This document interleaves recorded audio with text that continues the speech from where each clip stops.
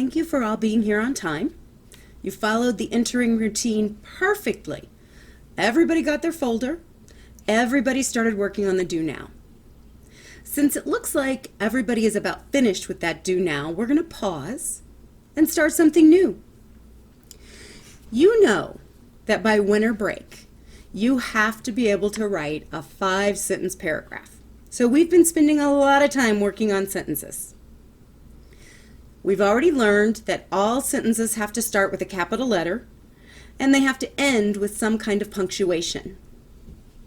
We also learned that all sentences have a subject and a predicate. Let's take a look at your do now. On those 2 sentences, I was watching you as you were working, and it looked to me like you all were able to capitalize all the first words. So everybody capitalized the K on Katie, and everybody capitalized the D on does. Excellent job. I'm also pretty excited that you got the correct punctuation. You were all able to figure out that that first sentence is a telling sentence, so you put a period at the end, and the second sentence is an asking sentence, so you added a question mark. Very good work. Take a look at them again. Now when you look at those sentences, I'm going to give you a second, and I want you to circle the subject. I'm going to watch you work to see how we're doing.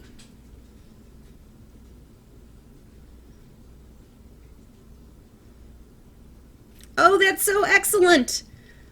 First, everybody circled the word Katie in the first sentence because that's the subject.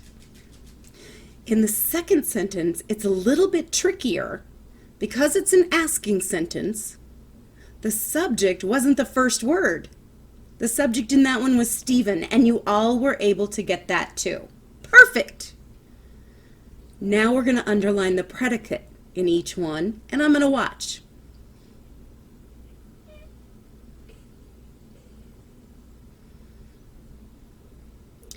All right, excellent. You have really been listening to me, haven't you? Because in the first sentence, everybody was able to underline, helped her mom make the bed. And the second one was a lot harder because you have the predicate wrapped around the subject. So in looking at all of the things that you've been doing so far, that tells me you know about capitals, end marks, subjects, and predicates. By the end of today, you're going to know how to write a complete sentence. You're going to write 3 sentences alone and share one of those with the group. So we're going to start out with me demonstrating how to write a complete sentence. And then you're going to get a chance to work with a partner to see if you can find the complete sentences. And at the end, you're going to write your own and pick the one you are most proud of to share with everybody else. So let's move on. We're working on that idea of a complete sentence. And as you'll notice, I put up here on the board an anchor chart with all the steps we'll use to write a complete sentence. So I'm going to demonstrate first. You're watching, and I might pause in between each step because I will keep this anchor chart on the wall in this classroom, but you aren't always with me every day, are you? And so by the time you leave today, I want you to have your own anchor chart that you can put in your binder and take with you. So I've given you a piece of paper, and it's outlined with 4 steps. So as I talk through the step, you're going to copy it down. The first step is something we already know how to do. We're going to make sure that our sentence includes a subject and a verb or predicate. I'll give you a second to write that down.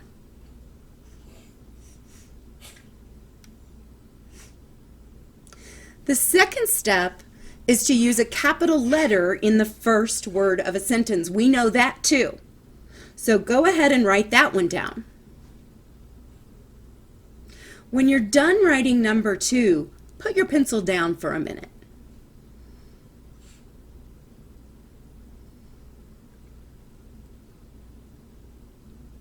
I see that all your pencils are down. So this is the new step. After you have a subject and a predicate, and you make sure that capital letter is at the beginning, now you're going to stop and ask yourself,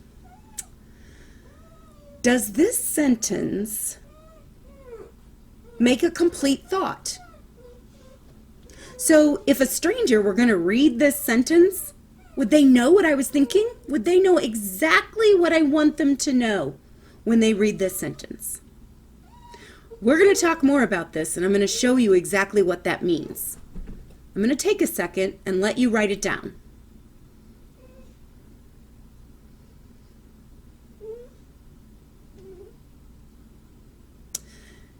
Now you can go ahead and do number 4, because that's something we already know.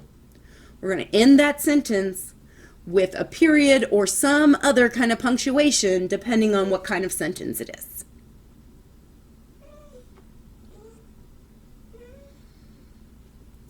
Now that you've written the steps down, let's talk about when we would use a complete sentence. We know that there's a formal way to write and an informal way to write. Some of the informal ways to write that we've already talked about this year are things like when you write in your journal. That's a private thing for you. You are the audience of your own writing. Nobody else really reads your journal. So in your journal, you're probably using complete sentences, but technically you don't have to. When you go to the grocery store and you write a list of what you need to remember, you wouldn't have to write that as a complete sentence. That's only there to help you remember what you're going to get at the store. So the only person who needs to understand what you're thinking is you, and you already know what you're thinking. It's really just a reminder. When you're writing something more formal, like a book report or a letter, and it's going to be read by somebody else, that's when it's really important to use complete sentences.